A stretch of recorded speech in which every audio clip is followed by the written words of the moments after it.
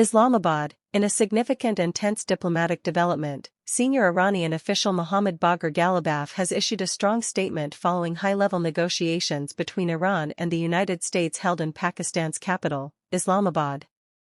His remarks highlight growing skepticism within the Iranian leadership regarding Washington's intentions and raise serious doubts about the future of ongoing diplomatic efforts.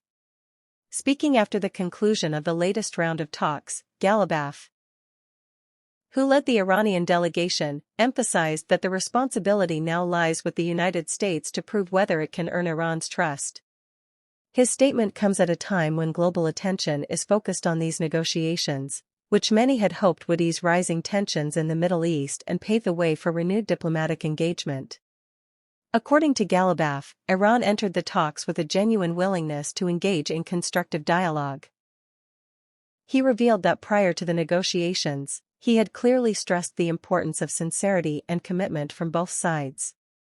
However, he noted that past experiences, particularly the outcomes of previous conflicts and diplomatic breakdowns, have made Iran cautious and unwilling to place blind trust in its counterparts. Before the talks began, I made it clear that there must be a real intention and serious will to move forward, Ghalibaf stated. But based on the experiences of the last two wars and past interactions, we cannot simply trust the opposing side without concrete actions. His remarks reflect a broader sentiment within Iran's political establishment, where skepticism toward U.S. policies has remained deeply rooted. The Iranian leadership has long accused the United States of inconsistency and failing to honor commitments made during earlier agreements. During the negotiations in Islamabad, members of the Iranian delegation reportedly presented multiple proposals aimed at finding common ground and reducing tensions. However, despite these efforts, Ghalibaf expressed disappointment with the response from the American side. He stated that the opposing delegation failed to take the necessary steps to build confidence and did not demonstrate the level of seriousness Iran expected during this critical phase of dialogue.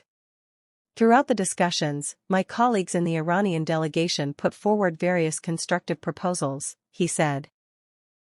Yet, the opposing side was unable to gain the trust of the Iranian delegation in this round of negotiations. This statement suggests that the talks may have reached a stalemate, with both sides struggling to bridge deep-seated differences. While the exact details of the proposals remain undisclosed, analysts believe they likely touched on issues such as regional security, economic sanctions, and nuclear policy, long-standing points of contention between Washington and Tehran. Ghalibaf further noted that the United States now has a clearer understanding of Iran's principles and logic. He stressed that Iran has made its position transparent and that it is now up to Washington to decide whether it is willing to take meaningful steps toward rebuilding trust.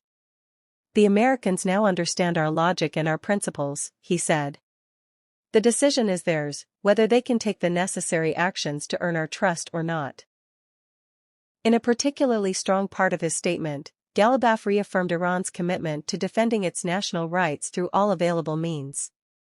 While he acknowledged the importance of diplomacy, he made it clear that Iran also remains prepared to rely on military strength if necessary.